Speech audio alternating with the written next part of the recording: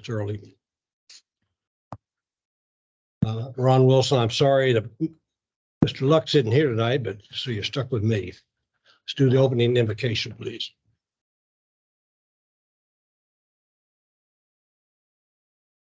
Heavenly Father, we come to you today as an assembled body. We humbly request that you bless our meeting, our community, and our nation.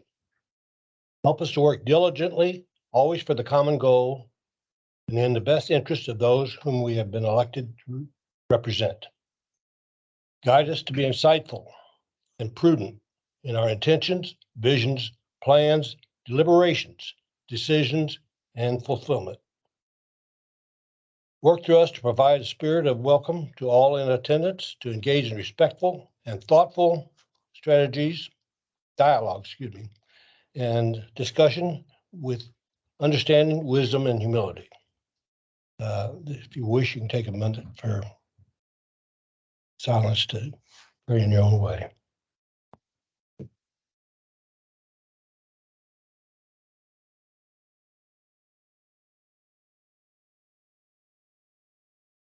Okay, pledge to the American flag, please.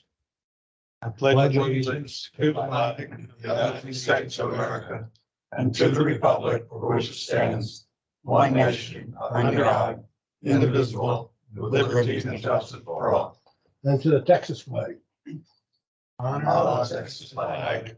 I pledge allegiance to the Texas, one state, under God, one indivisible. Thank you.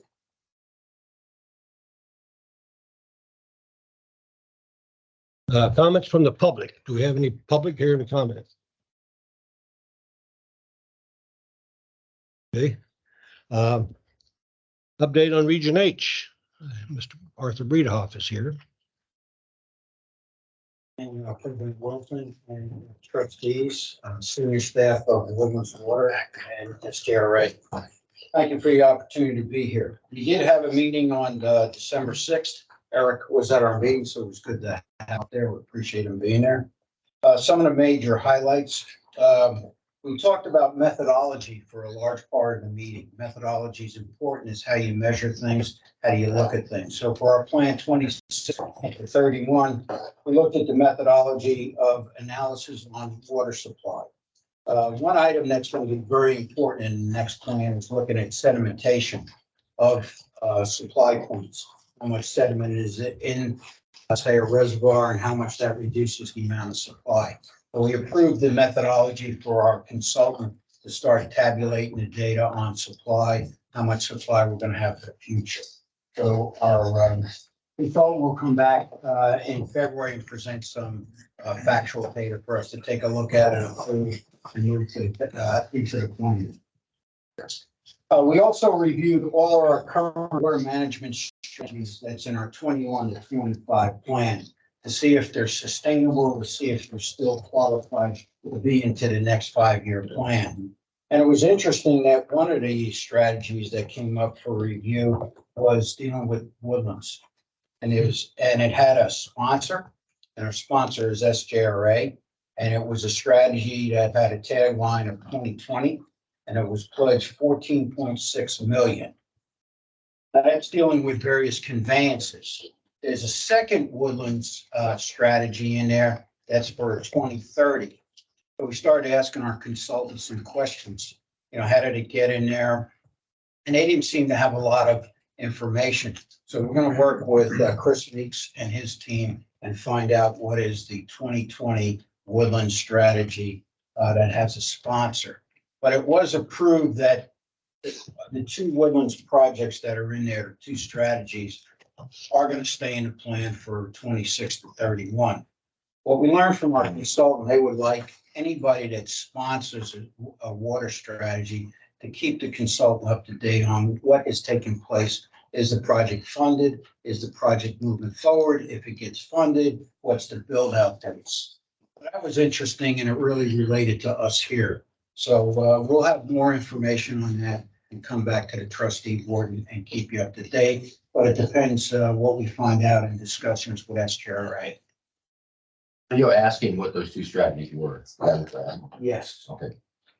I think it's important to know so we can feedback to the consultant because we want all strategies to be in a plan, to be good strategies, executable strategies. There's about 14 criteria that every strategic water strategy is looked at. Question is, what's the purpose? What's the location? Is it funded? Does it have a sponsor? I won't go all through all 14, but there's a real plan behind each water strategy.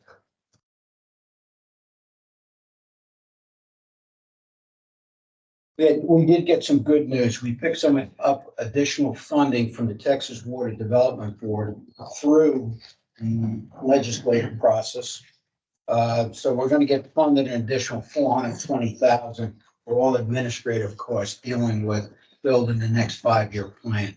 So for Region H, that was a good an early Christmas present for Region H and working with our consultant. We're still on track for the timeline for the 26 plan, so everything looks good. Our next meeting will be February the 7th. We'll give a shout out for the Gulf Coast Water Conservation Symposium that's going to take place in Houston on February 22nd. I think you guys will get some more information on that through Eric, but I just want to give a shout out because it was also shouted out at Region H. And final closing report is that Proposition 6 was passed, and that's $1 billion of funding that the state will provide to create a Texas Water Fund to assist financing of water projects. Probably a lot of this will be for communities that are distressed, that are not economically viable, but it was good that the voters passed that proposition in November. And any questions that I can answer for any trustees? If not, Does Region H deal with the flooding as well? Is that in your purview? Or is it it's just, not in our purview, but there's some indications that the state's trying to get flooding to be looked at. And I know Neil Gaynor looks at flooding in his area. yeah, I just didn't know if it's part of the kind of the planning process, because that's, Question. yeah. The flooding element, the flooding side of it, is now administered, I suppose is the right word, by a series of regional flood planning groups. There's 16 of them, similar in number to the regions for water supply. And those regional groups develop strategies and methodologies for systematically approving projects that have sponsorship to mitigate for flood mitigation. So that is all overall administered by Texas Water Development as well, and will come through separate funding mechanisms by the legislature. There's almost two tracks. There's the water supply and there's the flooding. And overall, Texas Water Development Board is kind of the governor of those two Yeah, tracks. We're looking at more of conservation, conveyance, groundwater, surface water. What about reuse? Those are the things that we're looking at in the plan. Okay. But Neil has brought up questions about flooding that we've passed on to our consultant. So we have a dialogue that's been established. So if he has questions, I'll pass it on to our consultant to see what he's doing and pass it back to Neil. And there is a question: is there been a quote unquote beneficial use for floodwaters, or is it such an ephemeral thing all of a sudden that you really have to pass it through your system to the Gulf, because we're overwhelmed typically with floods. And the question is, can we have any beneficial use? And this is the discussion that I had a brief discussion with Arthur about that. Okay. And we've passed it on to our consultant, and there's, again, they came back that it's really two tracks of how we handle it. Okay, thank you. Thanks. Thank you, Arthur. Do we have somebody that wanted to speak or not? Okay. Time to address the consent agreement, the minutes and the financial statements. Does anybody have any questions on either one?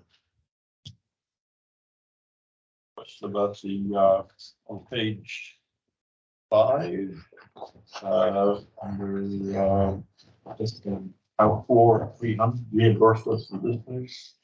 Eric, we're seeing a pretty large number for water service repair early into the financial year. Is this related to the drought and then the wet, shifting the soils? Which page you, page 5. It's the first page of the statement of revenue and expenditures. Water service repair. 990-4330, right in the middle of the page. And sanitary sewer repair. Water service repairs. Well, with several breaks over the last 90 days or so in this budget cycle. Yeah, So so it's kind of ahead of a little bit. where we were budgeted. But I mean, I'm trying to get at is it related to the drought? Not entirely. Some of it is. Okay. Breaks are, yes. Yeah, great. The overall expenses, not all of them are just the breaks. Okay. What I meant. Okay. Vote to accept the minutes as presented. And the financials. Got a motion. Do we have a second? Second. Second by Hugh. Discussion? All in favor, say aye. Aye. Those opposed? Motion passes. Regular agenda, item 7. SJRA report. One update tonight from me, one update from Ed. Just want to let everybody know, I think most of y'all were there, but December 4th, we had the last all director meeting regarding the wastewater strategic plan. Very well attended, looked like about 40 or so people there, so that was good. We did a recap of what we talked about before, but we also offered the potential rate impacts to the bill for the entire wastewater strategic plan new facility. So all of that is on the Google Drive. I encourage everybody to take a look at it, let your MUDs know it's out there, take a look at it. We don't plan to go through that tonight because it was a short presentation, but it is out there. One of the key things to keep in mind from that presentation is the path forward. So next month, we do plan to bring supplemental agreements to each of the MUDs, to the trustees and the MUDs to review and comment on in January and February. Looking for a vote in March for the path forward. That first supplemental agreement, we are proposing to just issue bonds up to about $35 million just for the design of the facility, but also show the intent to go through with the replacement of the facility in its entirety. So as soon as we get it reviewed our side, of course, Brian and Eric take a look at it. Once they're good with it, we'll get it out to everybody so y'all can start looking at it hopefully ahead of the MUD meetings. If not, you'll have January and February to take a look at it. Like I said, hopefully a vote in March. Any questions? Yes, sir. So I've been reading some of the documents from the past. And I guess what I was looking for was the, when you first get to think about placing the wastewater plant, there had to be a why. Why are we doing this? And documentation to support the decision why. Before you went to all the trouble looking at alternatives, where was that at?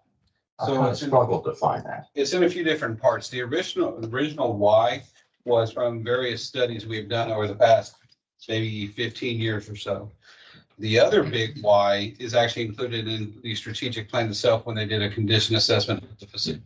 Kind of been through that, but when you look at the plant, I mean, he was showing us a pie graph before, had administrative stuff to build the plant. Then it had 3 big categories: 25% electrical, 25% mechanical, 25% concrete. But if you look at that document you just mentioned, it's mainly dealing with mechanical and electrical, which really never have a 50-year life. Right. So, stuff we probably have third or fourth editions of that equipment. So the question is, what's driving, where is the 50-year life coming from? Where's the justification that says this plant is, worn out, it needs to be disposed of and replaced? Where do I find that? It's in that report that you're looking It is, huh? Because what we did is we had the original onset of, we think this needs to be replaced. We presented the idea to the audit committee, MUD's trustees at that time. They agreed going forward with the strategic plan phase 1 to assess, does it have to be replaced today? Or can it go out in 10, 15 years? So in that report, there are concrete structures. It does talk about the concrete through the facility as well. It also compares wastewater plant 2, because the original thought was to demolish plant 2 and plant 1 and combine them. Right. So that report said, no, plant 2 is good, leave it like it is for 20+ years. So that's when the focus moves just to wastewater plant 1. So I'd encourage you to read it. I'll look through it. You know, that when I look at another document you guys provided, and in that document, you say concrete structures have a 75 year old.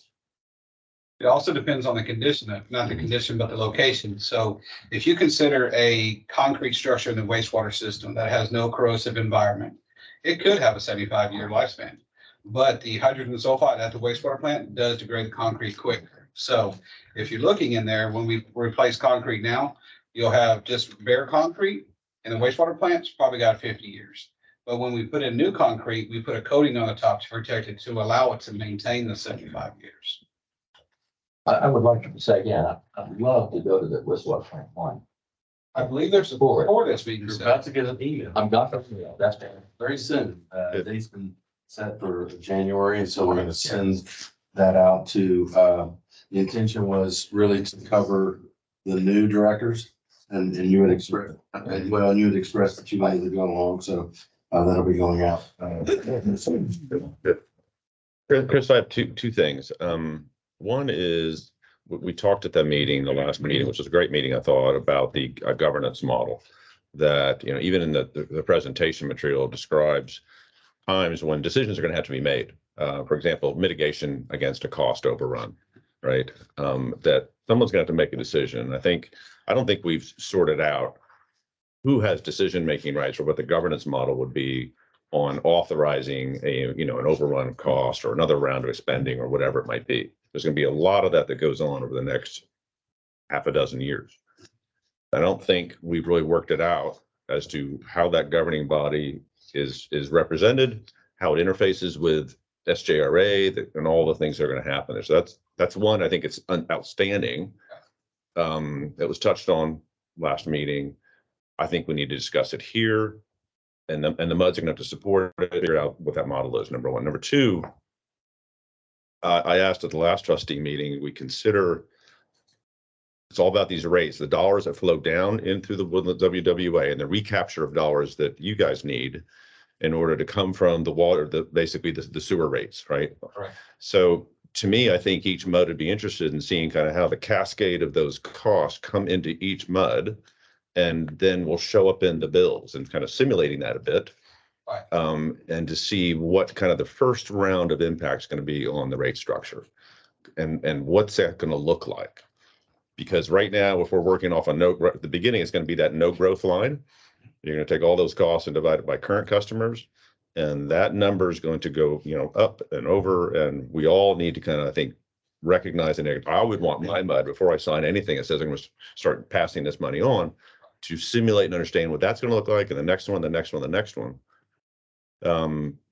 To understand how we're going to digest this kind of wall of dollars coming into us through the sewer rate only, right? It's not. Which is a great point. It's also one of my last points is, and with your first point, backing up to your number one, agree. We should walk y'all through the process so y'all have an understanding of where the decisions could be made, who has the authority to move it, make decisions, so on and so forth. There's a lot of little items to that where there may think there's authority, but there's not. But we can definitely cover that, just so y'all understand the process going forward. Along those lines, if there's thresholds, like if it exceeds, the planned amount by 5% or 10%, whatever, what's the threshold where it goes to the next level of approval or whatever?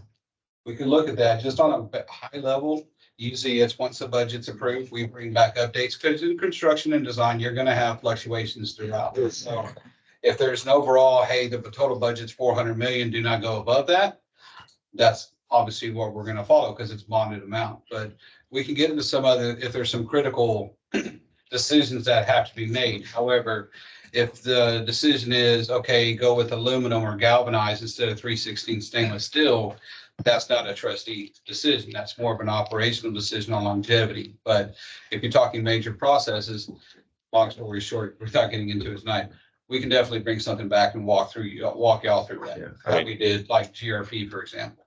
I wouldn't imagine us getting into technical decision making, Right. but with all these tranches of bonds going out, you're gonna run either ahead or behind schedule and plan and cost. And you're gonna probably come back and say, I need more money.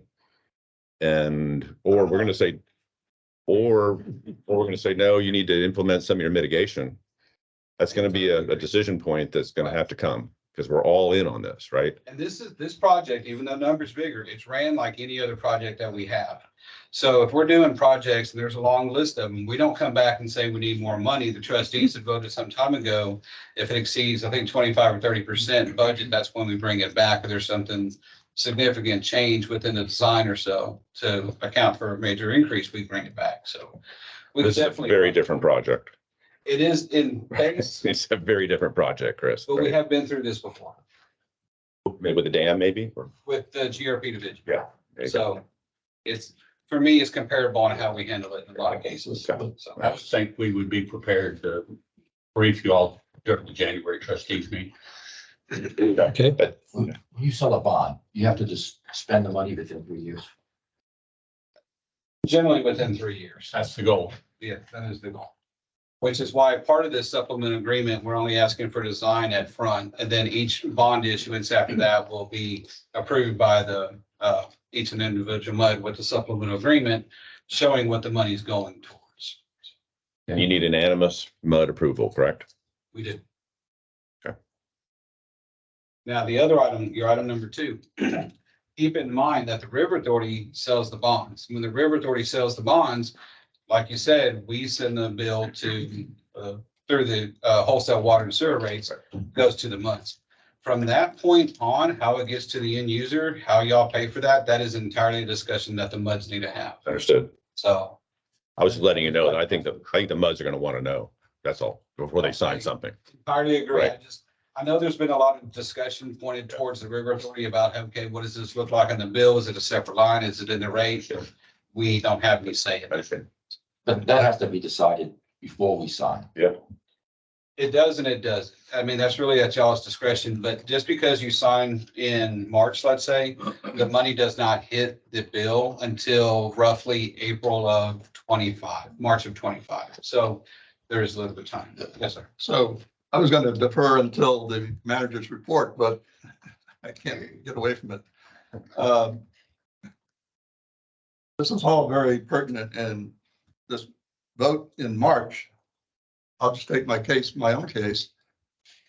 I'm not willing to vote on this until I have a better understanding about what's Woodland's water approach going to be. Is it going to be direct usage? And what's the criterion for the commercial Right. buildings? What's the criterion for apartment buildings? And the residential, is it just, 1,000 gallons? And so the homeowner who's a single resident and they use 3,000, that's their baseline for sewer. We don't need to have them go through all these exercises to figure out what it is. We should be able to just say, here's the rate per 1,000 times 3, this is your rate. So I would encourage a discussion and a review of that whole thing well before this March date, so that at least the directors, we don't need the final detailed answer, but we do, in my opinion, need to have a general understanding about how it's going to flow. I was Agreed. prepared to talk about it, but in my report, but I'll talk about it right now. That's exactly what we need to do. And so, I was going to propose, to the trustees to go forward with, bringing back the rate, analyst that we had come in to do the rate analysis that we just finished a couple months ago that set the current, retail rates. Bring her back in, Lisa, and have her with the information that we learned about on the 4th and the proposed, wholesale, rate and the timing of that, try to start, putting that back into the model that we just built. The good thing is we now have the model. So put that into the model and run some different scenarios like you're saying.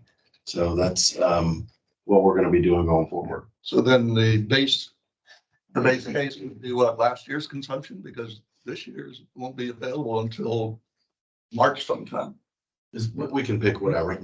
Last year was a little bit of a drought, but we can do that. We can run it on on a couple of years ago too. It did. But sewer wasn't affected by it, right? Right. Yeah. So the sewer valuation is from December 1st, December, January, February. Right. Winter averaging, correct? So the drought shouldn't impact them. Correct. We'll use representative flow data to run them all. And then do some particular scenarios on, I've heard a number of people talk about differentiating commercial. Commercial rates are already different, so it wouldn't be foreign to do some other variation of that. Whatever makes sense. We can bring that to you. And absolutely.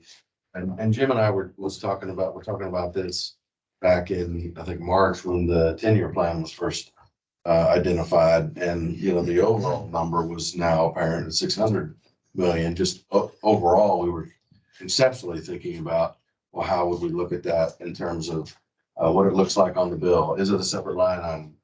Is it a fee divided by 34,000, or is it a rate like you're talking about? And so we've kind of been thinking about that all year.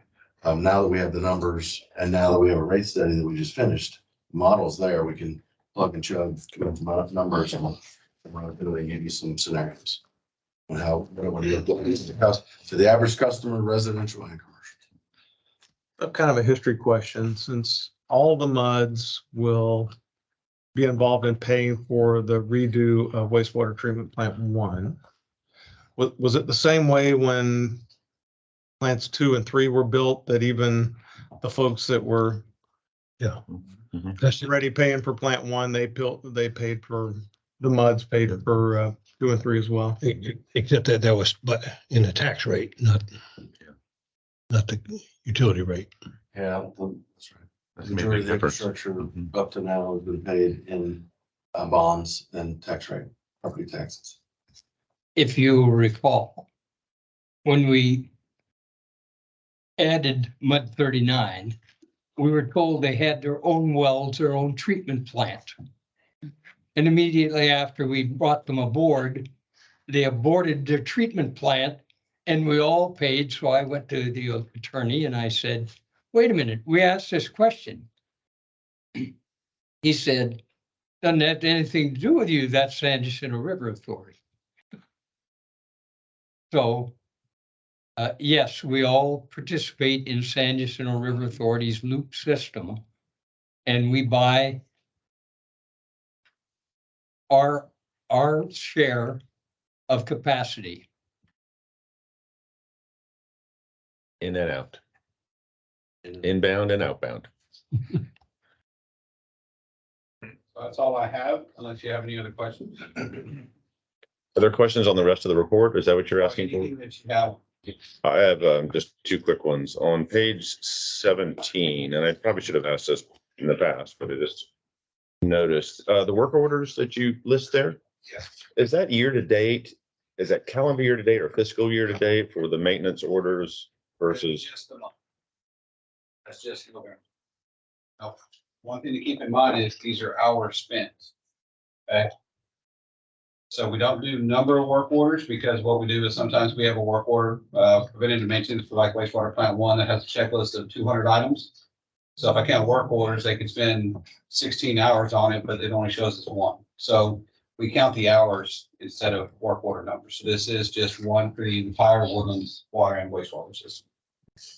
So both is there, the number of work orders and the hours are both there, right? Are those Oh, gotcha. right? Let me check on the number of work orders. I know the hours spent are just for that month. But I'll verify the number of work orders is just. Didn't you used to have percent completed versus percent scheduled? Looks different than previous. I have to go back and double check. I don't remember making an adjustment to it. Yeah, so just looking at the raw numbers. So thanks for knowing. I know it's 1 month. What is this a lot? Or is this kind of average? Is the trend up? Is the trend down? I mean, look at preventative versus your corrective. I'm just trying to get a sense of how those kind of big systems are working for yours. So over the last 5 to 6 years or so, it's actually gone from about 50% PM to CM to about 65 to 70% PMs. So a lot of that is going through and finding old equipment that constantly has problems, wells, routers and stuff like that, replacing those with equipment that doesn't have problems. So We are trending in the right direction. I never expect to hit 100%, obviously, but I'm comfortable with 75%. Industry is about 60-40, 60% repeated. All right, thanks. And then the last question was, on page 21, the town center water line renewal project. Yes. It says 98% complete, and this is, I think, just a carryover, but it says project on track. What does that mean? Based on all the conversation we had on that, and then we kind of parked it. On track seems a little different than maybe where I remember where we left it, So so. we parked construction. We have not parked design. So Correct. right now, we're still on schedule for completed design by February of 2024, which includes not only full design of the facility, or the water line, but also the meets and bounds for the easements that are needed. So when you look at the contract and it says full design, meets and bounds and everything else, that's what we're on track. Okay. We can clarify that going forward, because part of this is just trying to make it a little bit, easier and better to read. It says design and construction, hasn't really started. I don't think 4.9 is really the right number anymore anyway, but anyway, I just want to clarify. I just want to hear you talk to me about it. That's all. That is a good point. When you hear Right. when you see the 4.9 million, that's what was in the existing project plan. Yeah. And so we haven't updated it because we haven't updated the budget. Okay. So, All right. Thank you. Chris, I have a question on the water line break, elevated storage tank 5. yes, sir. Believe SDR has a new protocol for recording the nature of the water line breaks and so forth, and that's going to apply in these cases. So I'm going forward, so it'll be the Yes, sir. case. We started about maybe 3 weeks ago, I guess. I Okay, think this is the third one. So okay, so that's included. I knew it was a recent development. Right. The updated protocol. now we do expect that protocol to change if we go forward and through the AC water line condition assessment. We're going to provide that list that we collect to the consultant and see if there's anything that needs to be changed or added just to make it more comprehensive. Okay. Do have a database of all the data, all the pictures. Have you chosen to have all the meetings? No, right now we're still doing interviews and reviewing SOPs. That information will be brought to the trustees in the MUDs February and looking probably for a decision in March of next year. And, we have a new cable company. I want to know if all the Stone Bridge, so are we experiencing issues with them or? It's minor. We've had a meeting with them to express our expectations. So we avoid what occurred, in the past. So, so far, they've had a So far, few so things, good. but nothing major. River authority lines are deep enough. Normally, nobody hits it. So, page 15, talking about water line breaks. There's, 16-inch PVC, so I presume that's the same sentence. Yes, sir. How long does it take 5.3 million gallons to leak?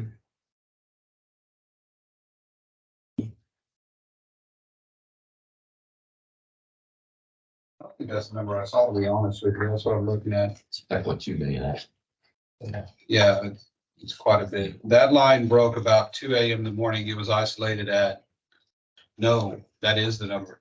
Let me tell you why, because the elevated storage tank sits right here, and that line is directly off of it. And so what happened is it drained the tank and it continued pulling water from other places. So it ran for about 5 hours and drained EST 5. There's no way to capture that break before that 5 hours.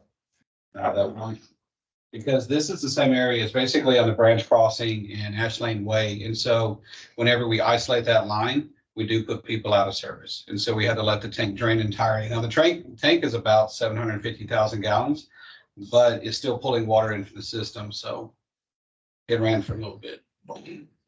Every 5 hours. So that was 4 days out of service, basically, on page 16. So with that water line, what occurred at the same time is there's basically a Y on top of it of the raw water line. And this 16-inch ran right underneath it, and that Y was sitting on top of it. Mhm. And so we repaired the line the same day. That was done by, I think, 5, 6 o'clock that day. The other 3 days was to actually take that Y from the well collection line and offset it so it still does not rest on top. Oh, okay, Right. got it. So there's additional work there. Any other questions? Thank you, Chris. Going to update you just a little bit on the litigation. Um, on the antitrust federal case that was brought against the River Authority for quote a monopoly. The trial on that starts January 8th at about 1 p.m. in the federal courthouse downtown. I've been told there should be a link where if you want to sit there for 2 weeks and watch it, it should be available. The next case, which is the rate immunity case against City of Conroe and City of Magnolia. We are presenting oral arguments to the Texas Supreme Court on January 9th. And that's supposed to take somewhere about 30 minutes to an hour at most. In both cases, we probably won't have a ruling until May or June of 2024. The third case, which is the breach case, that one is working its way through the appellate court system. A busy January. Yes. There have been some, I'll say, conversations with litigants. We have one more tomorrow, and there's still a gap between what they want and what we can provide.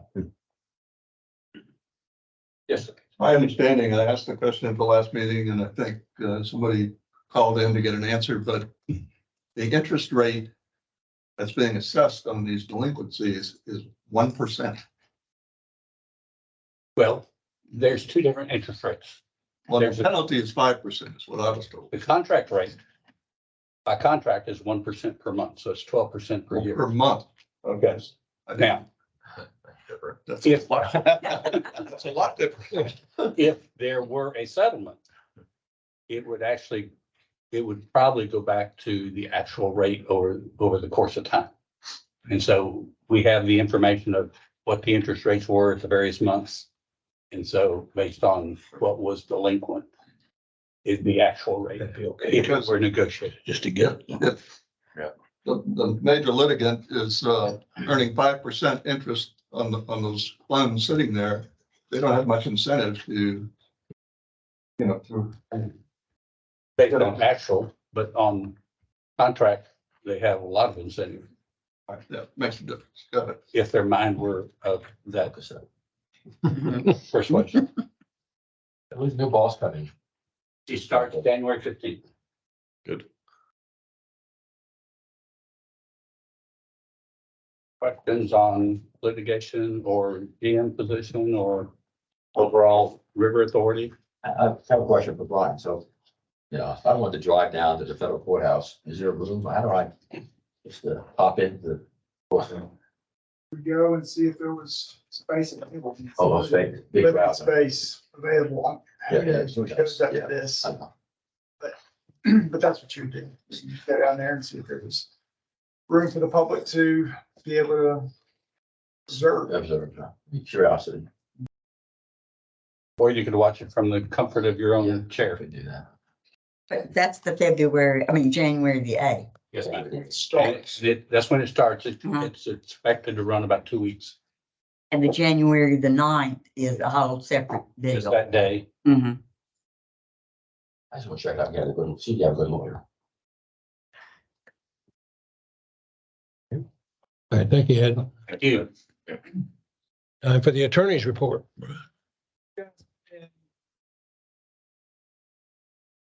Okay, What that means. General Manager. We've covered, actually most of, all of mine, except for one I just wanted to bring up.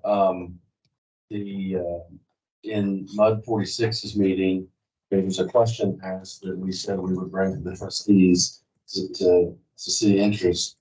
One of the board members, or I'll just say the board, asked if I thought that it would be a good idea to do a SWOT analysis of Woodlands Water and SGRA.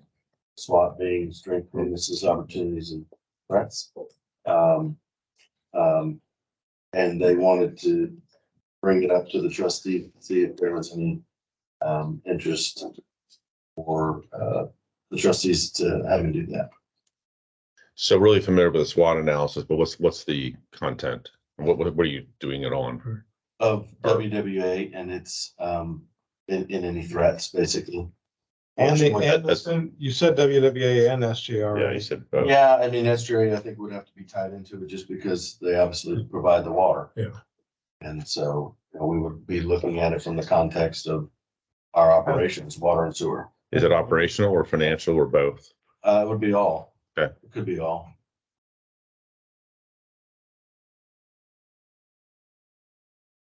I've done them before in private. Yeah. Engineering. Bunch. It's, I would say we live out and kind of know inherently what many of those things are. There's not a report that's sitting there that documents that comment.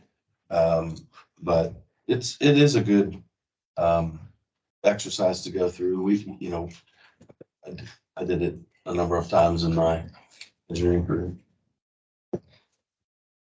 I wouldn't envision that we bring in a consultant. I would be working with SGRA and internal staff to sit down and grind through it. Would that be something you would envision the whole board doing together, just a subcommittee or something? Probably not. I mean, if you want to get involved, perhaps, but no, Yeah. I wouldn't envision that. Yeah, I could present the results to this board or a subcommittee, but I wasn't envisioning to bring the board in. So you're talking about a staff exercise. Collaborated with SGRA. We did a cyber review by an outside firm in the past couple of years. Mhm. And the results were, I mean, I recall there was no issues, but do quarterly vulnerability scans as well from that same company. We continue to do those. but that doesn't cover the physical plant. I guess what Med 46 was asking for. and somebody come along, drop some fentanyl in the, Could be one, sure. That's a physical threat, of course, yeah. When I've done these in the past, you get a pretty broad cross section of people and many who are not part of the actually operating business. Because you tend to be in an operating company and you get blinders on. And so I'm just questioning whether just your staff doing it without any outside input, not from a consultant. I'm not suggesting that you may miss some of the outlying pieces of it. I've never done one just a department only doing it on themselves. It's a little bit of an internal, close internal review, but just something to think about. Okay. Of getting some outside thought. Is there enough interest that we want to place it on a future agenda, a trustee agenda? we're integrating a new financial system. We're running two systems now with the same staff. We're undergoing a major refurb on wastewater treatment plant number 1 that involves a lot of our time and meetings. Is this an appropriate time to Yeah, that's to my do question. that? Is it time? Is this the time? Because we're in a good steady, stable place, or because there's just not enough time? Is that where you're head? It'll definitely take a while for sure, to work through it, but. How long does something like that take? It could take 4 to 6 months. Probably. Maybe longer. I mean, each one of you immediately started thinking about threats and the voice several. And then that's what's normal to do, is you sit there and think about, what are all the things, but it's just as important to think about, all the things, the strengths, weaknesses, and opportunities as well. Now, so. I'd say you put it on the agenda for next month to discuss.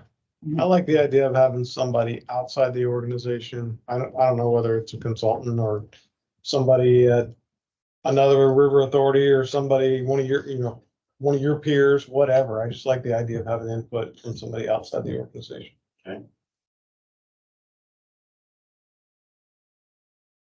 So, then item, I think so. Yeah. we'll do it. That's all I had. Okay, we're ready for item 10, committee reports. Personnel committee probably didn't have a meeting. No, did not. No. The audit finance committee did not have a meeting. So it leaves the public education committee. And yes, we did have a meeting earlier today. A few things, received an update from SJRA, communication consultant, that's Holloway. And they're primarily focused now on assessment of the current SJRA Woodlands water communication systems.